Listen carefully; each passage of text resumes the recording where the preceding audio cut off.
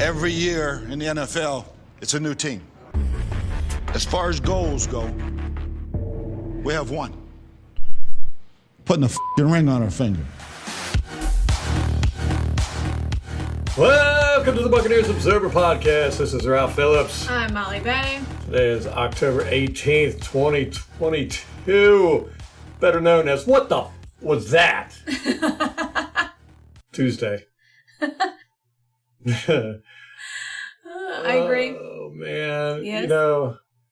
This is why we don't do the preview podcast anymore, because we're wrong. And then it's out there for the world to see. And people love giving, when you're wrong, people love giving you a hard time. Well, good for us. We're never wrong. Or rarely wrong. You know, 100% of our preview podcast this year. Is that the first preview podcast we did? No, we did one earlier in the season, but I can't remember. Good Lord. We're slacking off. I know, we're terrible. All right. Well, we got a big show for you today. We are going to discuss what happened on the Week 6 game against the Steelers. Should have had that game. It was a gimme game.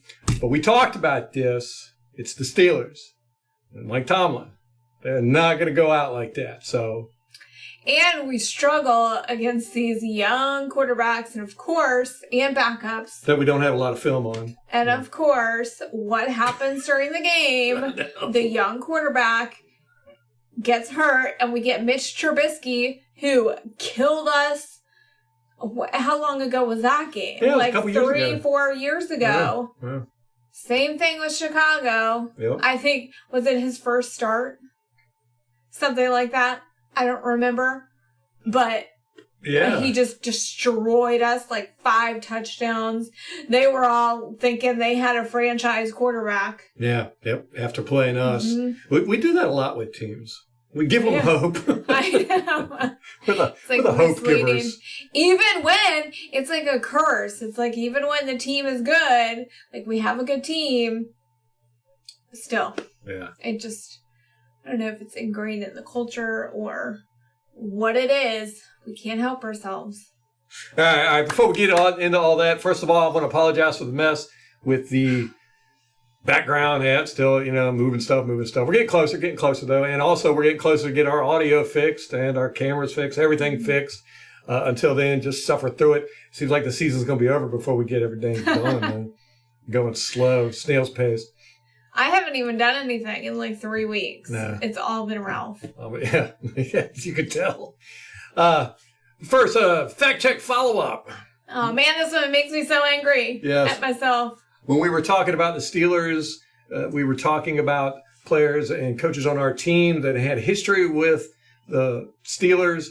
And Molly mentioned Antoine Randall L., how he used to play for the Steelers. Well, he's not a coach for the Buccaneers anymore. It's not even with us. He went to the Lions coaching staff in 2021, so last year. He's currently their wide receivers coach. Now, Antoine Randall L. was drafted as a wide receiver in the second round of the 2002 NFL Draft. 67th overall pick by the Steelers. He was the 9th wide receiver to be selected. Now, the Steelers did make him their kickoff returner, their punt returner. He had quarterback experience, so they used him as a passer in a variety of trick plays, most notably a game-clinching 43-yard reverse touchdown pass to Hines Ward in the fourth quarter of the Super Bowl, his only championship title. He was the third non-quarterback and the first and only wide receiver in NFL history to throw a touchdown pass in the Super Bowl. So, he was used. We did get that one right. He was a hybrid. He was used. He did a lot of kickoff returns. I think he had some records with the Steelers for kickoff return touchdowns. This is back before they changed all the kickoff crap, and you could routinely get touchdowns on kickoffs. But he was used as a quarterback every now and then and the wide receiver. He ended up going to, I can't remember who he went, but then he went back to the Steelers. He ended up playing for, I think, 11 years. Was it the Giants he went to? Can't remember. Gosh darn it. It's going to be another There we go. Now we got another fact check. And another one that we totally missed was Byron Leftwich, was Ben Roethlisberger's backup before That's right. Byron retired. So he spent his last few years at the Steelers. That's Totally right. missed that connection. Totally missed it. Molly, falling down on your job. Mm-hmm. All right. Before we get into our thoughts of the game, let's run through real quick what happened. Now, Ralph's going to make us relive it. He's a sadist. as we know, going into this game, the Steelers were devastated in their secondary. Almost their whole starting secondary was out, so they were playing backups. Started off the first drive. Godwin had 2 passes thrown to him. He dropped one. Another one was low and incomplete, so we went 3 and out. We got the ball because the Steelers won the coin toss. Now, I don't think we won a coin toss all season. No, I think it's every game. Yeah, so luck is not going our way in that one. So we've got a 3 and out to start the game. Then the Steelers get the game or get the ball, and it's 3rd and 6. And 45, Devin White gets roughing the passer penalty, giving them a first down, allowing them to go down the field and score a touchdown. On that same drive, 3rd and 6, the Steelers false started. It was right after the roughing the passer play. So they got the first down at 15 yards, but then they lost 10 yards right after it for a false start. Then they got 4th and 1 in Buccaneers red zone. They went for it and made it. The Steelers got a touchdown on that drive because the Buccaneers had a breakdown in pass protection. I don't know who was supposed to be covering the running back. Most likely it was Devin White or Levante David, and he was totally wide open. Nobody covered him. It was just an easy pass and catch, walk into the end zone for the Steelers. That was Kenny Pickett's first touchdown of his career. Yes. Like passing touchdown. That's right. That's to right. the running back. Then Devin White, or number 29, White, our running back, he had a kickoff return. It was pretty good. I definitely like him more than Darden on kickoff and punt returns. And Darden, he just aggravates the heck out of me because he always goes out of bounds when he runs to the out of bounds line. And if he's in the middle and he can't make it to the out of bounds, he just kind of lays down. Mm-hmm. He doesn't really try to do a whole lot. He doesn't like contact. Mm-mm. He's not a very physical guy. I think 29 White should be our returner from here on out. He's shown enough. He at least tries to fight for yardage.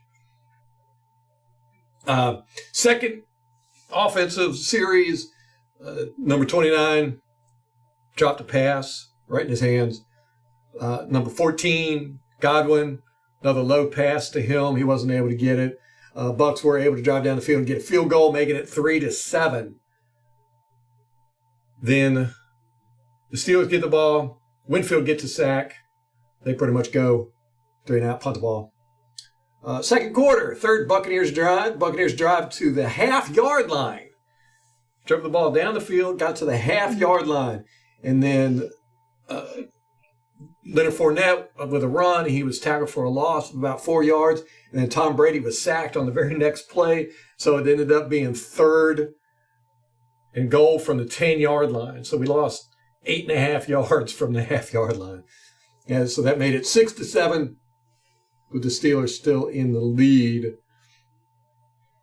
Now, Camarda kicked the ball off, and this is something I've noticed a lot, in we're going to talk about special teams, but he's not kicking the ball deep. He's very inconsistent with his kickoffs. In this game, he had a couple where it didn't even make it to the end zone on the kickoffs, and that gives the Steelers a chance to return it. We need to get that deeper. Now, one of the things we got for him is because he's got a strong leg on his punts and kickoffs. He's not being consistent with either one. So he kicked the ball off. It was short, and they were able to get pretty decent yard starting position on that. Then the Steelers were able to march down the field a little bit, and they got a 55-yard field goal try, which is a pretty dang long field goal, and it bounced off the crossbar into the goal. So they got that. So that made it 10-6. Steelers is still up. Fourth offensive series, Brady, bad pass to Godwin again, incomplete. another 3 and out. Then the Steelers get the ball. They go 3 and out. A lot of 3 and outs in this game. 4 on each side, actually. It's 8 3 and outs. Yeah, I was surprised at the number of punts when I actually went and looked at it. Yeah. Not a good offensive day for either team, really. 5th offensive drive. 1:35 in the second quarter. Brady was hit while he was thrown for a bad pass. No. It was a fumble, and Godwin recovered it. It was a fumble, went straight up in the air. Offensive line had no idea. Matter of fact, I think it hit one of the offensive line guys and rolled out. 70 Hainsey. Anyhow, he was just standing there. It landed right in front of him, one of the two. I can't remember. But Godwin was Johnny on the spot, recovered that ball. Then the next play, Brady throws a bad pass, and then we punt the ball, and then the Steelers get the ball, another 3 and out. So at this point, it's still 6-10. We get the ball, drive down the field, suck up 54-yard field goal. They made it 9-10. Suck up had a good day. Yeah, no kidding. Suckup's been keeping us in these games. He was our highest scorer. Yeah, he's the only one that scored, right? No, Fournette scored a touchdown, right? Somebody. Yeah, it's Fournette. Then third quarter starts. Steelers kickoff return. They returned it to the Bucs 10-yard line. Camarda could not make the tackle this time. Luckily, Jamel Dean chased that runner down. Jamel Dean's fast. Yeah. Well, it was him and Carlton. Yeah, right, because they're staying back with the punter to make sure that doesn't happen, because it would have been a touchdown if those two wouldn't have been hanging back a little bit. I mean, it may as well have been, right? No, we held them. Oh. Yeah. Okay. All right. So Jamel Dean, Forgive me. he comes up behind the returner and actually knocked the ball out of his hands, but the returner was able to get the ball back. So the Steelers had some luck on their side. Buccaneers did too of the return or the fumble recovery by Godwin, so you can't complain that the ball was bouncing their way. We had this with the Atlanta Falcons where they had quite a few fumbles, but they were able to recover on the one with, I think it was Mariota. Yeah, it was Mariota. We sacked him. The ball came out, and luckily it hit and bounced right back to him. Vita was falling on it. I mean, he was like a foot away from that damn thing, and it bounced right back to Mariota. So his little tiny arms couldn't get to it. Right. Yeah, so the Buccaneers are not getting breaks, luck-wise. Mm-hmm. You know? So that is a factor to think about. So then, the defense does hold them. They end up kicking a 54-yard field goal, right? No, a short field goal. I think it was 27 yards. So then, Buccaneers get the ball again. This is their 7th offensive possession. 11:26, third quarter. Great catch by Godwin for 28 yards. It was almost into triple coverage. He jumped up and caught the ball. It was great. It's a great pass by Brady. Great catch by Godwin. It was good to see them finally get in sync there. 8:17 in the third quarter from the 10-yard line of the Steelers. Brady, he tries a pass play, and he runs a pass play, but the rest of the offense thought it was a run play. And one of our offensive linemen got a penalty for ineligible receiver downfield or being outside. You know, they're only allowed to go 2 yards past the line of scrimmage, you know, until the ball passes the line of scrimmage. Mm.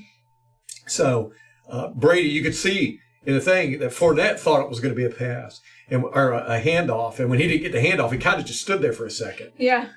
And Brady ran around, kind of bootlegged, and there was nobody running out for the pass. Mm-hmm. Fournette realized what was going on. He ran out. One of the tight ends, he did too, but they were both covered. Brady had to throw it away. So that was a miscommunication between Brady and the team. I would have to say the way it worked out, it was Brady's fault because the rest of the team seemed to know what they were doing. So then we had a 25-yard field goal. Again, 1 point behind, 13-12. The The Steelers get the ball. Trubisky comes in after Pickett was hit by 45 White.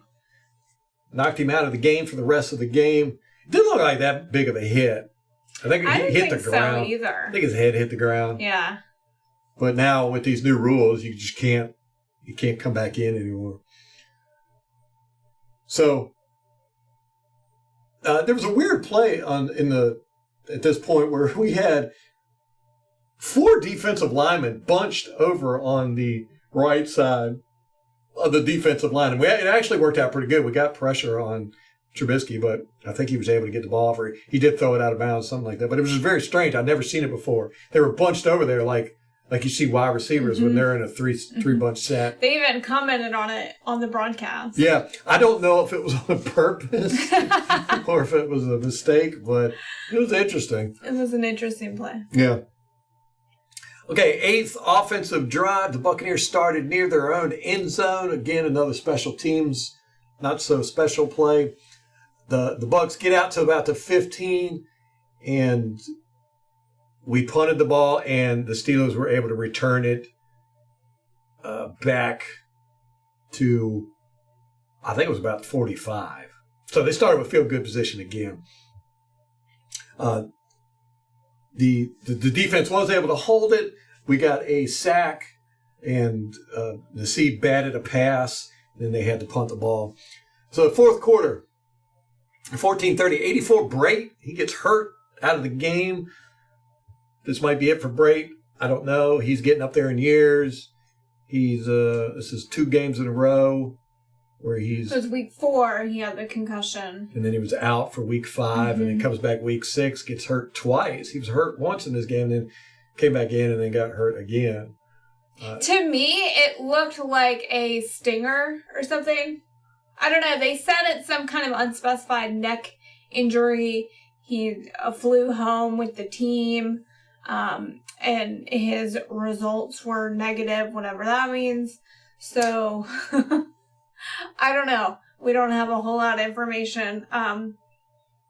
It did look like a stinger or something like that to me. They didn't really replay at all. The hit, they didn't show the hit at all. Yes, and I watched it when we rewatched it, and it was just a pile of people. It looked like a regular thing. I didn't see what happened to him, so on the All 22, I'll check that out. See if I can remember to look for it, see if I can see anything. But, with All 22, it's from wide angle. It's far away, so you don't get to see the details like you do with the NFL film stuff. So, break it hurt. And then, what the hell was up with those pigeons on the field? I don't know. I mean, there was they were so distracting. It was funny. I was cracking up. You figure they would have stopped the game and got them off the field. But no, we were playing with a whole flock of pigeons. And apparently, there was a buffet down there.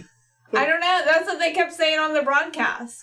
Pigeon buffet. They sprinkle worms out there. Birdseed. Probably grass seed or something. That would be my guess. It was very strange. I thought they would stop the game and shoo the pigeons away, but no, they didn't. I mean, we're sitting there snapping the ball and running plays with 50 pigeons. I know. The refs are like, I don't get paid for this. Yeah. I don't work animal control. Mm-hmm. They were flying all in front of the camera during the game. It was pretty funny. Then the Bucs ended up punting. Steelers convert a 3rd and 13. Here's where Trubisky comes in, and he just started converting these 3rd and longs. It was very, very frustrating. I don't know what is up with that. I'm not going to know until the All 22. I've got All 22 downloaded and converted. I'm getting ready to go. As soon as this podcast is over, I'm diving into that.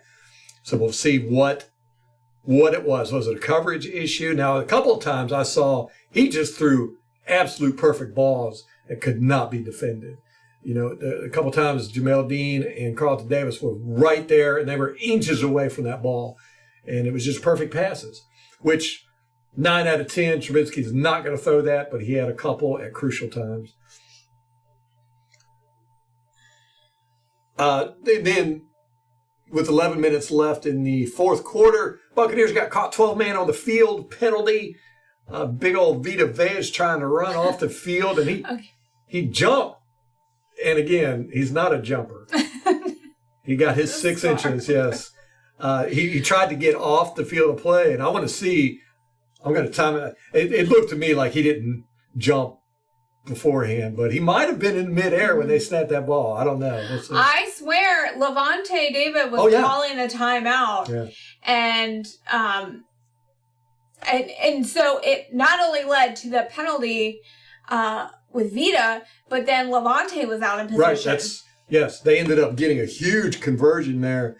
It was a big game, like 30 yards, because Levante was trying to call timeout. He was looking at the refs of the sideline trying to call timeout, but I don't think Levante David can call timeouts. I think it's Devin White. Oh. I'm not sure. It has to be the mic. I think it's the mic guy. There's a designated player on each side, like on the offense, only Tom Brady can call a timeout. And on the defense, I think Devin White's the only one that can call a timeout. That would make sense. So Devontae might have been looking at Devin White and telling him to call a timeout. Oh, and Devin didn't do it. Yeah, not sure. I know Levante is a captain, right? Yes. So maybe captains can't. I'm not sure. I'm gonna have to look that up. But Devin White. Well, they didn't register the timeout, so to me that would say no. Right. He can't call. But don't they penalize you if you try to call a timeout and you're not allowed to call a timeout? I don't think it wasn't. It was. I don't think we weren't allowed to call a timeout. Oh, you mean Devin? Like the player, yeah. Like, isn't that a penalty? Didn't we get a penalty for calling 2 timeouts in a row? Like, if you don't adhere to the rules of the timeout, you get the. I don't know. I don't know. Yeah, but anyhow, that really, really hurt us because we got the penalty, but that they declined that because they got such a big gain. But it was Levante David trying to call timeout, and the guy he was supposed to cover, tight end, just zoomed right past him. Ended up getting it. He was wide open. So screw up there on Levante David's part or the ref's part. Not sure. I don't know. Yeah. But even still, Levante should have been, head on a swivel and expecting. You can't let the guy get past you like that. So then the Steelers get a touchdown, 9:55 left in the fourth quarter, making it 20-12. All right, so the Buccaneers get the ball. This is their 9th offensive drive. 7:03 in the fourth quarter. Brady does a quarterback sneak on 3rd and 1. It was probably the weakest quarterback sneak I've ever seen a quarterback do. He didn't get anywhere. Nowhere. He went straight behind the center. The center got no push. Brady's going. His little skinny legs are I know. I going the whole time. Yeah, they were going the whole time, and he wasn't moving an inch. And we had talked about this, about how all season long he has not done a quarterback sneak, even on these crucial 4th and shorts. He's the best at them. But this time, it was a total nothing burger, man. I mean, it went nowhere. It was actually kind of embarrassing. I don't know what's up with Brady. That was a sad effort, sad. Luckily, it was on 3rd down, but we went for it on 4th down, which we are going for it on 4th down way too much this year. We're doing great on them, but it shouldn't get to that point. Exactly, just like it shouldn't get to the point where we're having to come from behind. We've had to do that too much this year, and we're not doing it well. So anyhow. Brady does the 3rd and 1 quarterback sneak, doesn't get it, ends up throwing a pass in the flats to 29 White. He ends up getting the 4th down and 1 conversion. No, it was a pitch to Fournette. Mm-hmm. Yeah, but that's scary. So much can go wrong with that, But Fournette ended up getting him. 5:13, another 4th and 1 on Steelers 15. This is when we got the pass to 29 White. He got the first down there. And then the touchdown by number 7, Leonard Fournette. Great run. And he did a great job on that. It was I think it was a 13-yard run. But he ended up plowing over a dude trying to stop him in the end zone. I know that guy's hurting. His ego or? Both. Yes. Yeah. He broke an ego and maybe a couple ribs. So then we try a 2-point conversion because it made it 18-20. So we wanted to tie them up 20-20. And the 2-point conversion attempt was no good. It was good coverage, though, right? Yes. Yeah. Was it on Otten? I don't think so. I want to say it was Gage. Not sure. Okay. Not sure. No, they had great coverage on our receivers. Yeah. In that game. So we're down 2 points, 4:38 left in the game.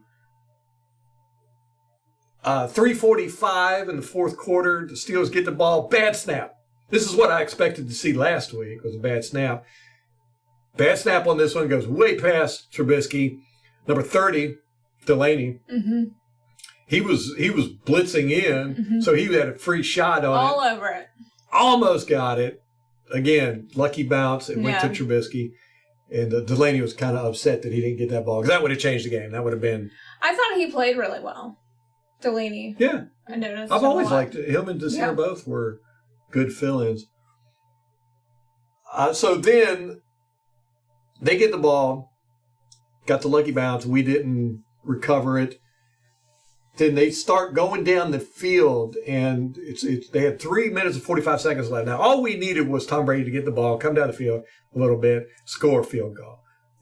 So we needed to stop the Steelers. And we couldn't do it. Couldn't do it. They converted a third and long twice. They converted two crucial third and longs on this drive. There was one play where our defense, we tackled a guy, tackle for a loss, and Nacho came running over and jumped up in the air to congratulate somebody and hit the Steelers guy right in the face with his crotch. That was funny. The crowd was mad about that. Oh, yeah. It could have been a flag. Yeah. It could have been a flag. I know. I was surprised it wasn't with the taunting. Yeah. It's not, I don't think it was an accident. Oh, yeah. It wasn't intentional. It was not intentional. But at 2:07 in the fourth quarter, it was a third and long conversion. I think it was 3rd and 17 or something like that, 3rd and 11. They got the damn conversion again. And that allowed them to run out the clock. Now, strange thing, I'm going to have to go back and check on this, but we had a timeout left, and we didn't use it. We just gave up. They were kneeling on the ball, but I don't like that. We talk about this on the podcast. Cutter did that a few times. Lovie Smith did it a few times. And it was Cutter. Cutter did it towards the ends of his tenure, and I was like, yeah, he's quitting. He's giving up. But I do not like to see when coaches give up. It sends a bad message to the team.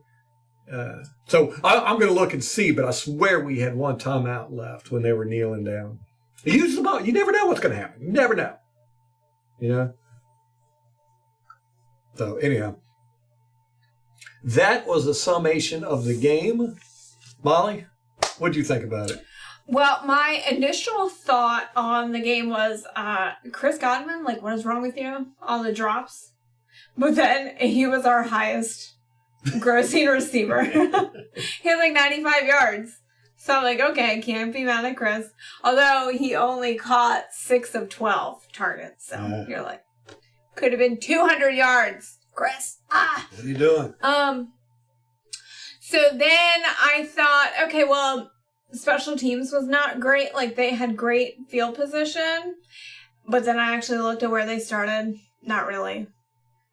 They started in the first half on the 34, then the 13, then the 19, then the 26, and then the 14. So they had 3 drives where they started inside the 20. Compared to every drive we had in the first half, we started at the 25 or better. In fact, we had 2 where we started at one at the 46 and one at the 49. So we actually had great field position in the first half. In the second half, it was really that first kickoff where they started at R12, which was that one where they kind of got away from us. But other than that, they started the 25, the 48, the 29, and the 25. So similar to what we did in the first half. And we still couldn't do anything with it. And then in the second half, we started 2 drives inside the 20, but the other 2 were 25 or better. So field position, I think, had nothing to do with it either. I think if I had to say anything, I would say the short yardage situation, the 3rd and 4th and shorts that we couldn't convert. That would be my biggest complaint. And the biggest, when you look at the stats of the game, like yardage was similar. Both teams had no turnovers. Sacks, both our quarterbacks got sacked twice on each side. The time of possession was similar, maybe, 30 seconds in one direction or the other. So, when a game is so close like that, it is a matter of inches. And so what I would say is that Pittsburgh wanted it more. I think the Bucs, it's a weird thing, and it was kind of there last year where I feel like they don't want it quite as much as the other teams do. I feel like we're lacking passion and drive and motivation to win. So I don't, these short yardage situations, I think, are the biggest problem. The run game, I mean, it's Fournette's doing okay, but it's like what you said, where he's like running at people. I wonder, what's the run blocking like? Like, is it, especially with having those new guys up the middle, what would you say? I mean, is the run blocking on par with what it was like last season, or is it better, or is it not really a matter of the blocking? I wouldn't say it's a matter of the blocking. No, we're getting some instances where guys are able to get through the line and do tackles for a loss. But at the same time, there's been a lot of plays where we've opened up huge holes and our running backs have not gotten touched until they're 15 yards down the field. Yeah. There was a couple in this game. There's a couple like that. I don't think our run blocking is an issue. Well, it just, when you have short yardage situations, that's kind of where it starts. It's like with that Brady quarterback sneak, the line got no push. He went nowhere, but he's right behind the center who went nowhere. Right. It just seems we're not really getting that. Yes. That push in those kind of situations. Yes. If you look at the Atlanta Falcons offensive line's run game, they get push. I mean, when they're running, they're pushing straight ahead, and they're pushing guys 5 yards down the field. So they're giving their running back 5 yards before they're going to even have to go through the offensive line. We're not doing that. A lot of our run design is a lot of pulling, a lot of trying to open up holes, whereas teams like Atlanta and Philadelphia, Tennessee, and all this, they're just trying to push the guys downfield. We're not doing that. We're trying to open up holes. Yeah, and it's frustrating because you'll see, on these short yardage situations, like Fournette is running straight into the pile. It's going nowhere. He's running straight in the back of a lineman. Yeah. And it's so ineffective. Yes. Yeah. Yeah, that's something that, we talked about at the beginning of the year, that we were going to be more run focused, we thought, and we have been. Not as much as I thought we would be, but one of the reasons why, is because we've got Todd Bowles. He's a defensive coach, and he likes to run the ball to keep our defense off the field.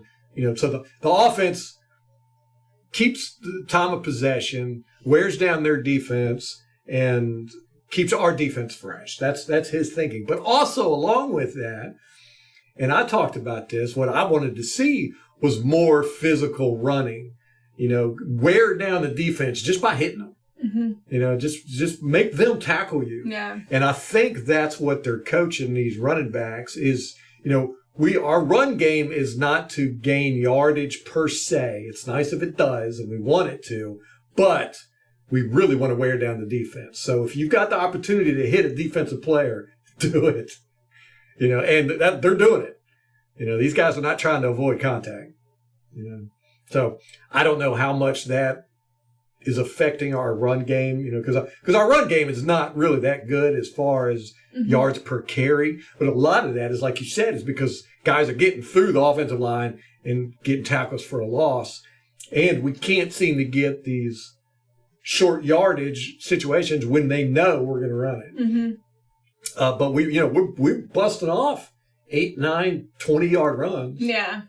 It's not like we're over there, just totally crapping the bed in the running game. I mean, we had some success later on in the game. It's like that short pass to Rachaad White to the outside. I felt like those were pretty successful in the short yardage situations. I wish they would get I mean, if you can't get the push with your offensive line, like, quit using it in those kind of situations when you really need, it's a crucial first down you have to get. Right. Yeah. We don't have anybody on the offensive line, Mason maybe, who you could depend on to get consistent push. Like, get behind. Right. Gosh, like, start using Vita as a freaking fullback. Like, something. I don't know. I don't know if I would use him. I know. That's the thing, too. It's the same on the defensive side. Yes. Like, they're getting no push up the middle. Yes. So, the middle on both sides of the trenches are really lackluster. Yes. Could use some improvements. Yes. Now, the media, I listened to some media podcasts and read some articles, which I shouldn't do. First of all, guys, stop with the outrage on Twitter. I know it feels great to do, but you're egging on these media idiots because they listen to what you're saying. You're upset, you're emotional after the game. We get it. Yeah. Understood. But when you guys start screaming to fire coaches, the media just latches onto this. They love it's like clickbait. Yeah, they know this is what y'all want to hear. So they're going to start, it's just a feedback loop, and they're going to get you all riled up, and they're going to start writing storylines that support why so-and-so should be fired and all this. They will bring up stats, and with stats you can prove anything. So, yes. And it's one thing I noticed about the... It's been so long since we've dealt with the, oh my God, we have to fire everyone. Oh, I know. And it's quick this season. Well, the media is coming out and just flatly saying that this is the worst Buccaneers loss since Brady's been here, which blows my mind. I'm like, what the how? Did y'all watch the Saints games? Yeah, we've had some bad losses. Pick one. I know, we lost by 2 points. I mean, if you think this loss was worse than the Rams playoff loss last year, you're sick in the head. I know.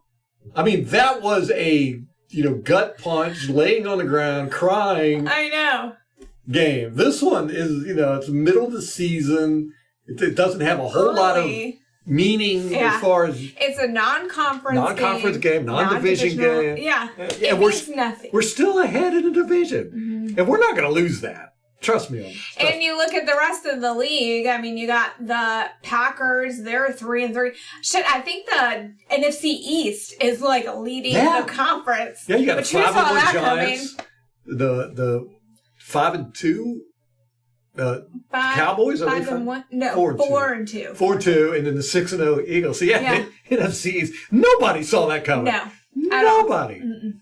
Yeah, all the teams that everybody expected to do good in the NFC are struggling. Yeah. The Rams, the 49ers, the Packers, the Bucs. I mean, who saw Atlanta and Minnesota being as good as they are? I mean, Minnesota's 5-1. Oh, they are? Yeah.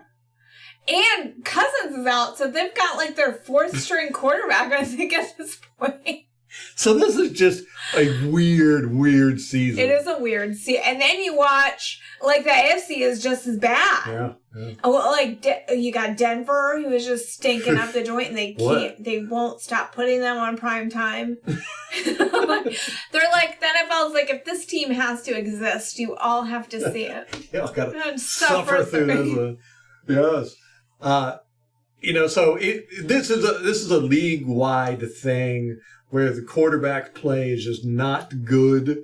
Offenses just are not good. They're not doing good. What we're seeing, and this is what me and you complain about all the time, is these more running style quarterbacks are doing better. It's really the RPO offenses are doing really good. Philadelphia, you got New York, who they're just slamming the Barkley. Bills. The Giants.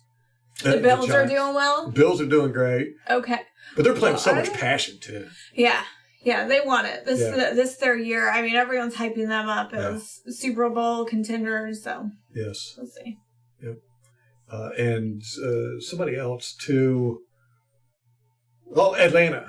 Atlanta's running that strictly RPO style run-first offense. So that's really dominating right now. Mm-hmm. So we'll see. I don't think it's going to continue. Molly's got her theory of the thirds, and it plays out every single year where you don't want to peak early, guys. Like the teams that peak early, you got the the whole NFC East. Mm-hmm. You look at the Cardinals last year. I know, exactly. And the Steelers. I mean, there's so many examples. Yes. This happens every year. I think Carolina last year peaked kind of early. Yep. Yeah, they start off 5-0 or something. Something like that, yeah. And so you don't want to have a run at the beginning of the season because it fizzles out most of the time. Yes. Very few teams ever even get to 16-0, 17-0. Doesn't happen. Winning this early, I mean, you don't want to lose, obviously, right. But it's like just not peaking this early. Tom Brady says football starts in November. Yep. So. And that's been his whole career. When November rolls around, that's when he gets serious. Yeah. Well, and I think. Like, you just have to pace yourself because physically it is so hard on your body. Yeah. And so, again, it's like sprinting while you're running a marathon. Like, it's not a great idea. Like, you might come out ahead initially, but then people are going to blow by you. So. Yeah, with this game, everybody went into this. I mean, everybody went into this expecting the Buccaneers to win. They were 10-point favorites. Going into this, every single announcer and analyst picked the Buccaneers. As a matter of fact, Michael Irving made a joke. He said, well, we know the Steelers are going to win because everybody's picking the Buccaneers. Yeah. He was right. So that was one of the reasons why this would hurt so much is because we were expected to win. Fans expected it to win. I expected us to win. I'm sure the players expected to win. Mm-hmm. And we not only didn't win, but we didn't look good losing. Mm-hmm. Now, this game, there was nothing that you could pinpoint and say, this is the reason why we lost. Mm-hmm. So that allows for everybody to bring out their favorite whipping post and just go to town on it. If you don't like the coaching staff, you can complain about them. If you don't like Tom Brady, which surprisingly, a ton of Buccaneer fans don't like Tom Brady. I just found this out. What? Yes. They're coming out of the woodwork saying Brady needs to retire. He sucks. Oh, for God's sakes. I was like, wow. Well, you have a lot of media, like national media, who are going on about this wedding that he went to for Robert Kraft on Friday. So he missed time with the team. He didn't travel with the team to Pittsburgh. And so they're making it like this is a big deal. And then they're also, bringing up the time missed in training camp and the fact that now he's taking Wednesdays off. I'm just like, Tom Brady's not the problem. I don't know. Like, the man has been in the NFL. What is it, 23 years now? How long? Yes. I don't know. And he's earned that time, I think. You know what I mean? So to me, I'm like, are you people kidding me? Like, even with missing a day once, or having a Veterans Day off, he's still probably putting in more time than anyone else on the team. Mm-hmm. So I just find it hard, I don't know. I think it's silly. Yeah. People are being silly. Yes. But with this game, like I said, there was nothing obvious that caused us to lose. Like our secondary getting torched, or our offensive line letting Brady get sacked 5 times, or receivers dropping passes, or, there was nothing that you could definitively pinpoint and say, this is the reason why we lost. Yeah. So that allows everybody who has a grievance with anybody to say, oh, this is why we lost. Because the whole team played below expectations. You know, they all made mistakes. And nobody stepped up and did anything special. So you can blame anybody you want to. Yeah. And that's what I'm seeing across the board, man. Oh, yeah, the play calling. Yeah. Like, immediately, they're like, fire Byron Leftwich. Right. Guys. But back to the Brady thing, it's just, I can't believe all the hate he's getting. It's incredible to me because, I don't know, man. I think we have a natural tendency to like to kick people when they're down, and given Brady's personal life right now, and then, football wise, it's also not going well. I think people just love to take the opportunity to pile on. Yeah, especially if they don't like him. Yeah. Which apparently a lot of people don't like him. But, he's not, I wouldn't say he's much of a likable guy in a weird sense. You know, he's kind of goofy, but he comes across very corporate, I guess, polished. Yeah. You know, in his his presentation and everything. I don't know what the guy's like personally. None of us do. So, but he's the best quarterback we've ever had by far. Oh my gosh. And for people to be complaining about him, man, get over it, dude. Yeah. Get over it. Well, I feel like the same way with Byron. I'm like, guys, like, he got us to a Super Bowl. We won a Super Bowl. Right. Like, what do we... Hey, yeah, but they've been complaining about the play calling for like since he's been here. It's very... It's a weird thing. It's not inspiring. It's boring. Yeah. And it really is. But that's Tom Brady. I don't care what offense you put Tom Brady in. It's going to be boring because Tom Brady's a boring... But, he's boring in the sense that, he's not going to be scrambling out and doing all these runs or throwing crazy passes or, just, bunch of trick plays and RPOs. And we had the benefit of James Winston being in the system for a year, so you can kind of see the difference. We have very exciting games with James Winston. Very exciting. In BA's system with Byron Leftwich calling the plays. Right. And now you have Tom Brady. It's the total. We do not get exciting games. No, so, you're not going to get the crazy passes and the scrambling and all that stuff. He plays a very conservative, very disciplined game, and it makes for boredom. It's boring. He was boring at New England. He's boring here, but he's very, very good at what he does. So especially in this league now, when all the quarterbacks are very dynamic. Looking at Brady, you will go, well, this is just old school and everything, but it works. It's good. I mean, some of those passes he threw yesterday were like that one to Cade Otton. The defender had his back to Cade Otton, and Brady threw it. I mean, it was like 6 inches away from that guy. It was an incredible pass. And he does that all the time. It's very precise. But I will say this, and I meant to say this in the last podcast after watching all 22. There's definitely something wrong with Brady. His passes are a little bit off. Not horribly. And we saw in this game yesterday, he threw like 4 or 5 passes that were low or behind guys or whatever. Yeah, like him and Chris Godwin had trouble connecting. Yeah.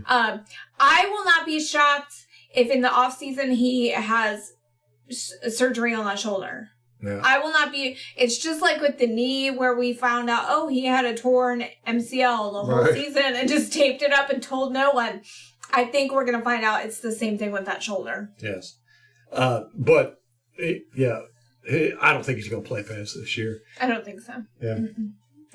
But he's also got the thumb injury, too. Now, I'm saying that, but again, that's not the reason. Brady's still making great plays. He's not throwing it deep.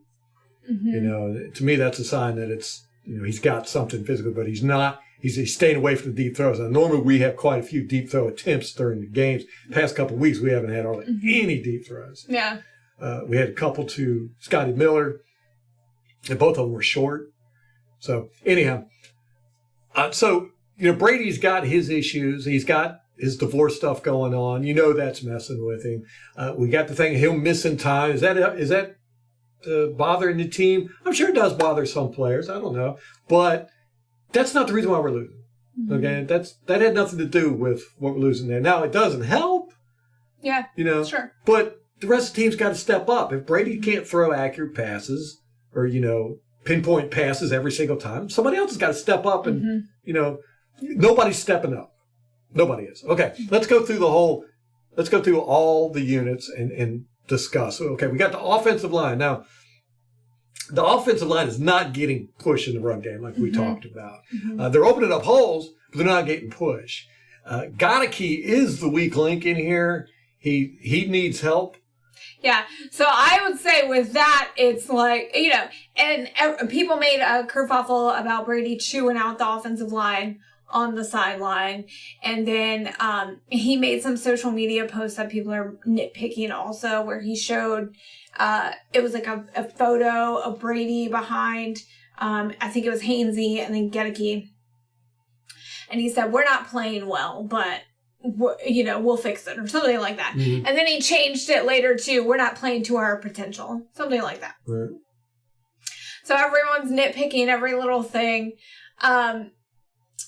But, and we've talked about this before, where with Gedeke in particular, he's a rookie. They just threw him in there. He does need help. And the coaching staff perhaps should do things to, do him some favors. Yeah. As far, I get the next man up perspective, but in reality, you had taken a rookie who didn't expect to start. You got to set him up for success. Right. I agree with you. I think really all they should do is just have Hainsey fudge that away. Help Gedeke whenever Hainsey doesn't have work.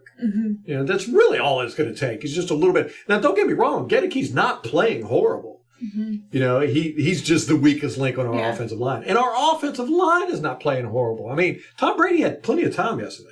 And I think he's been sacked the fewest times in the whole league. That has a lot more to do with Tom Brady than it does offensive line. But yes, right. I mean, it's not like he's getting crushed every snap. I think he was just more upset about the run game push. I'm not really sure exactly why he was yelling at the offensive line. I'm going to have to go back and see when he was yelling at him on the sidelines and see what the plays before that. Yeah. But, I don't have a whole lot of complaints about the offensive line, but they're not.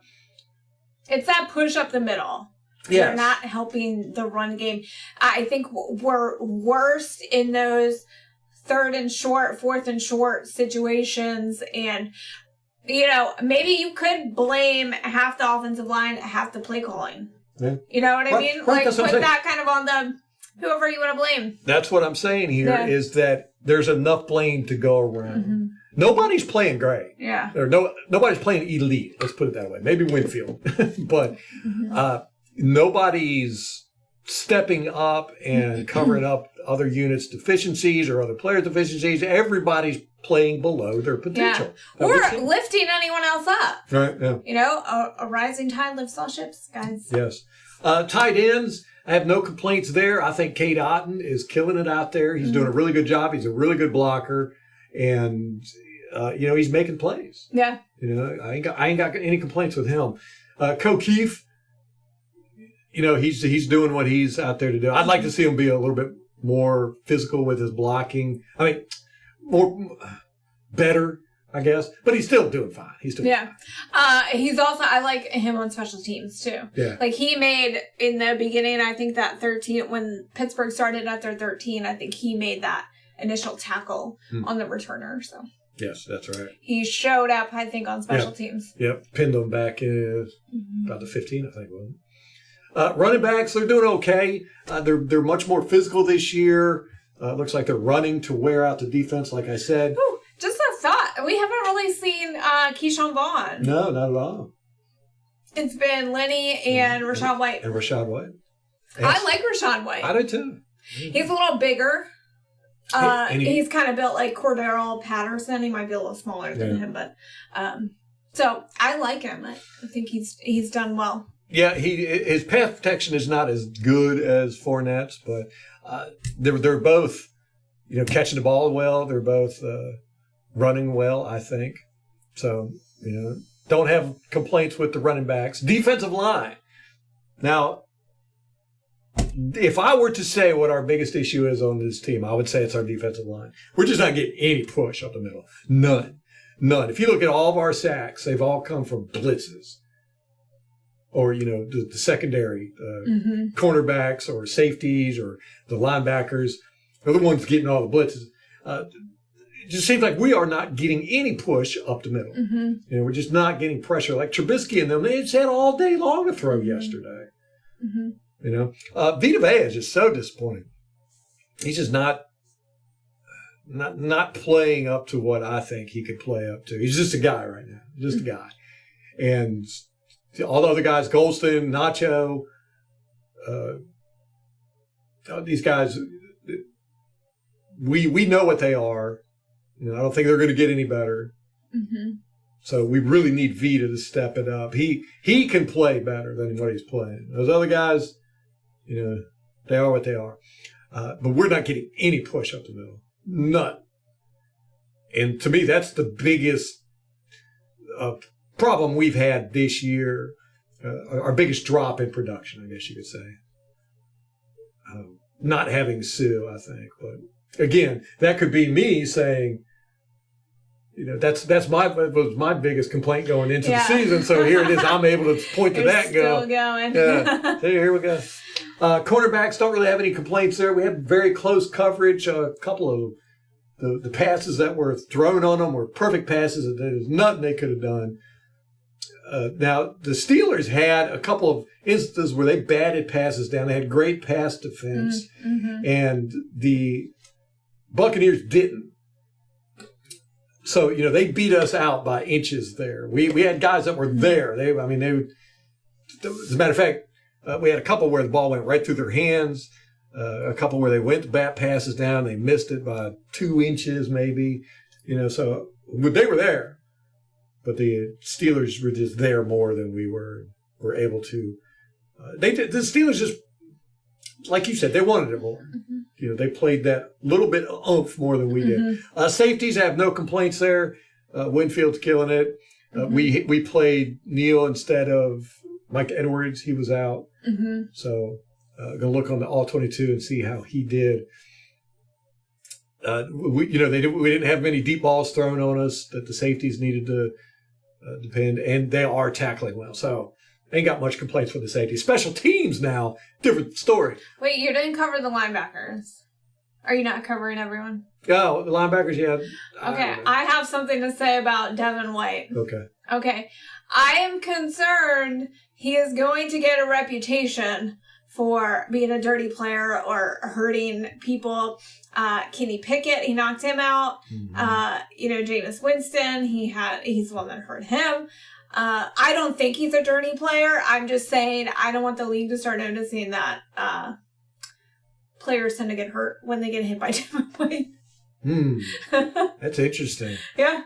Because, he had that penalty in the first quarter, the roughing the passer penalty. And, of course, the media, all of them, in unison, are saying it was stupid penalty. It was a boneheaded play on his part. He never should have done that, blah, blah, blah, blah, blah, blah. And that just proved to me that these guys don't pay attention to the games. They definitely don't watch the All-22 because Devin White does this every single game. Every single game, he's clobbering the quarterback after the pass, at least once. Now, last week against Mariota, he had a play where Mariota threw the ball and Devin White launched off the ground, elbowed Mariota in the neck, lifted him off the ground from the contact of his forearm hitting Mariota in the neck and decleated him. I mean, he knocked him back 3 yards through the air. That's crazy. After the pass.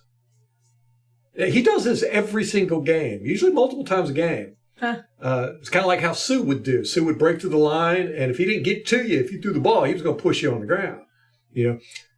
My issue is the inconsistency in the refereeing. Now, like I said, Devin White did this last week where he decleated Mariota after the pass. I was surprised it wasn't a penalty. 2, I was surprised he wasn't fined from the league afterwards. But hey. But he does this every game. Yeah. Every single game. Every game. But this time they threw a penalty on it. But what? Yeah, I mean, who's to know when it's going to be a penalty and when it isn't? Right. You know, so I'm more upset, that the refs are not consistent with that call. Yeah, I think it's a mess. I think it's kind of gotten the attention of the league, so everyone's looking for it. But you do bring up a valid point. Devin White has been taking quarterbacks out. Yeah, so I mean, I'm fine with it. I don't care. But I can just see where he might get a reputation should media start paying attention to it. Should people start, the same way that Sue is tainted, his reputation is tainted. People say he's a dirty player, even though he hasn't been suspended in, 11 years or whatever it was. Right. So just something to look out for. Yes. Good point. Yeah, but that's, you kind of like that from your defensive guys. Mm-hmm. You want them to be aggressive. So, linebackers, Levante David, had a great game 2 weeks ago. Who did we play 2 weeks ago? Before Atlanta. But he was the Chiefs? It might have been the Chiefs. He was my defensive player of the game in that one. And, he just quietly does good stuff out there. A lot of it you don't notice until you watch the All 22. I can't really comment on him in this game. I didn't really notice him that much, but we'll see on the All 22. But linebackers, I don't have much of a complaint for them. He did have that guffaw where he was trying to call timeout, let his receiver get past him, which really hurt us. But again, I don't know, was that his fault there? Don't know. Special teams. Go back to special teams. Man, I've been bitching about them since BA got here. We just do not have a lot of time devoted to special teams practice, apparently. It's an afterthought. And who's our coach? Armstrong? Yeah. That's our special teams coach. Yeah, he's been the coach there. It's been the same stuff. Last year we tried to do a little bit better. This year I thought we were going to, and it seems like we've gone back to, just forgetting how to tackle. And it's hurting us, man. It's hurt us in 2 straight games now. See, I don't know that it really has, I thought that too, but then with the exception of the 89-yard return that Pittsburgh got, I would say it was kind of a wash as far as field position goes. Yeah, but that gave them a field goal, and they only won by 2 points. Our defense was stopping them. They did not do good on offense. Our defense did a good job of stopping them, except when they needed to at the end. So that one field goal was the difference in the game. You can say that about any play, of course, but it's our special teams are just really, they're not special. They're not. They are the weakest unit on our team. They have been ever since Arians has been here. I would just like to see them play. It just not make these things be that hurt the team. Yeah, just be average. That's all I'm asking. Now, as far as coaching goes, this is nothing new with the special teams. It's nothing new with our offense. We're running the same offense. We're a little bit more run focused, but it's the same routes. It's the same check downs. It's the same movement on the offensive line. This is the same offense. So, this is the same offense that won us the Super Bowl. I don't see how you could say coaching is an issue. I would say what we talked about with the offensive line, do your guys some favors there. Yeah. But otherwise, and then I think on defense, I think it would be more personnel decisions with the defensive line. Now bringing Sue back. Yeah. Bring it, so that's front office, so you can blame them. I honestly don't know what to do with that defensive line. I really don't. I don't know. Don't know, man. But, Bowles, he's running the same defense. He's he's not changing things up. It's not like this is a totally different team. You're not seeing that lineup across the middle, though, that you hated last year when they were just standing in a line. I've seen it a couple times. Oh, you have? Yeah, but I think it was just something he was trying out at the end of last year, and he's throwing it in the mix every now and then. Okay. Yeah, but I've only seen it 3 times this year. I don't know if they've gotten away from it because they've realized it doesn't work, or they're just going to use it in special occasions or whatever.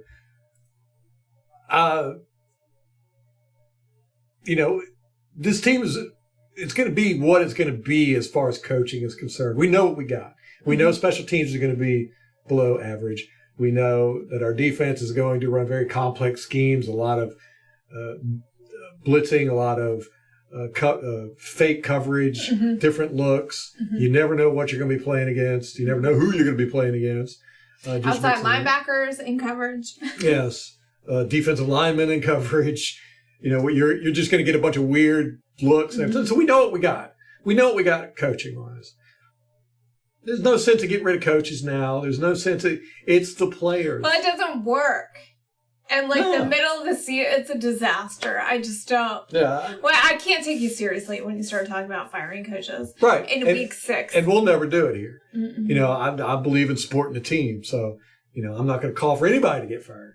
I will hold people accountable, point them out, but I'm not going to sit here and say this player sucks or this coach sucks. We need to get rid of him, blah, blah, blah. With that being said, the coaching staff is fine.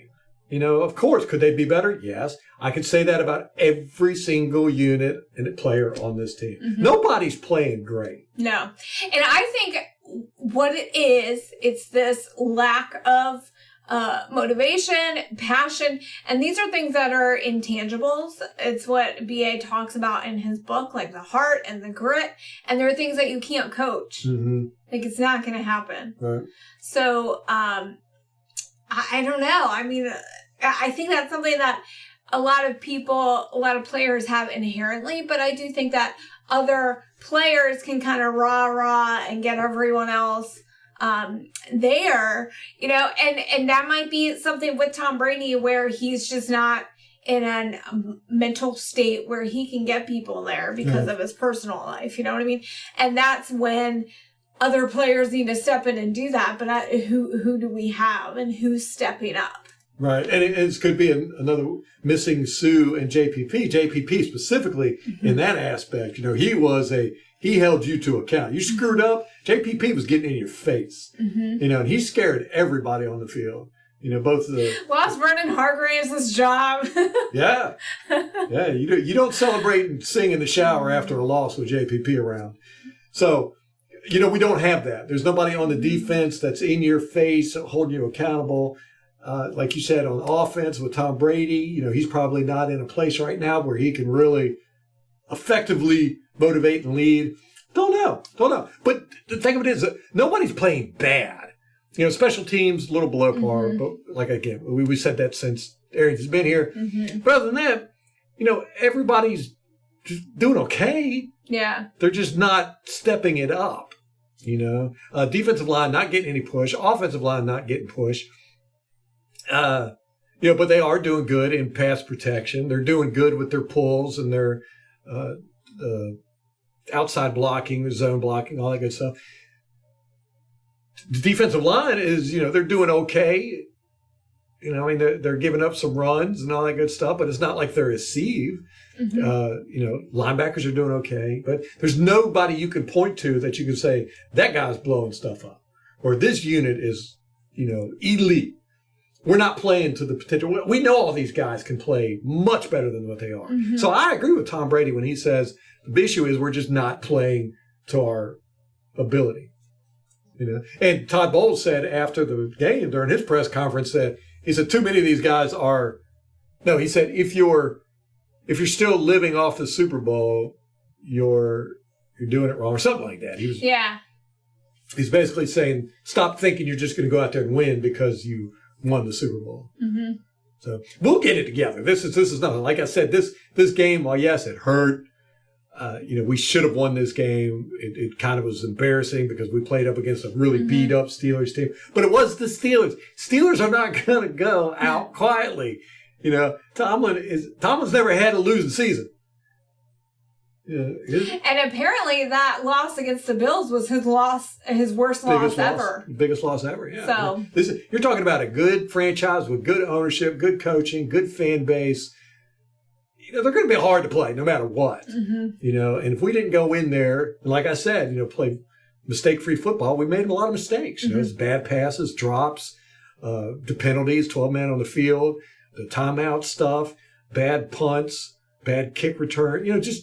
We had enough mistakes where they were able to play very good football that they could play and beat us with it. So, this was a non-conference game, non-division game. It doesn't mean anything in the grand scheme of things. On the list of games I was worried about, this was probably down there at the bottom, as far as it having any significance to our season.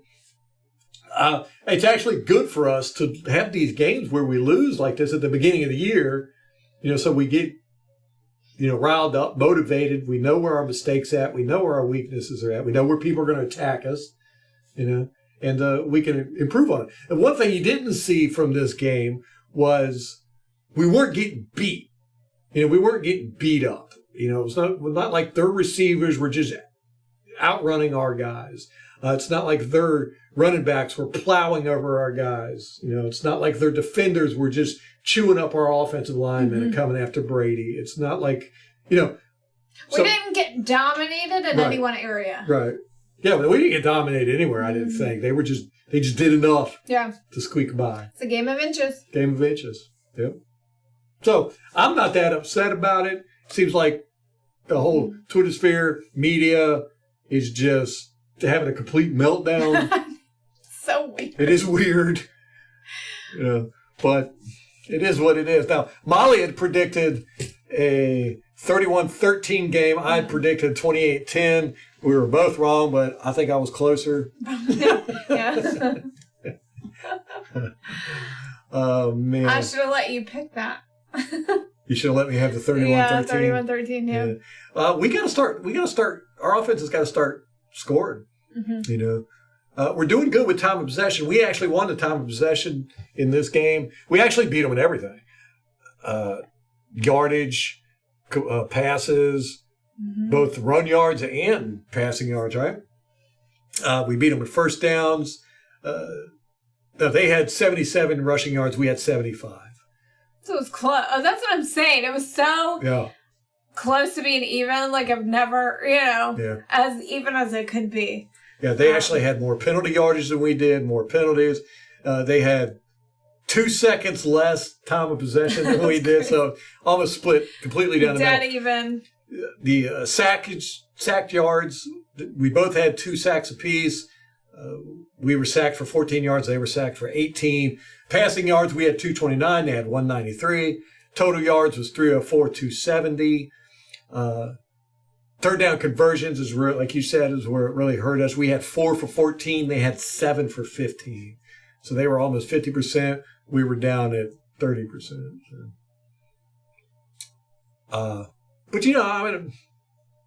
like I said, it wasn't like we got dominated. Yeah. It was not a lopsided game at all. We just didn't step up. That's all it is. Didn't do it. I agree. So next week we got the Carolina Panthers. Now I'm going to say this. We are going to win this game. Robbie Anderson got traded. Oh my gosh. They were like a bigger disaster than our game. But they're trying to trade Christian McCaffrey, so they're showcasing him. Last week they showcased him quite heavily. I imagine they're going to do it against us too.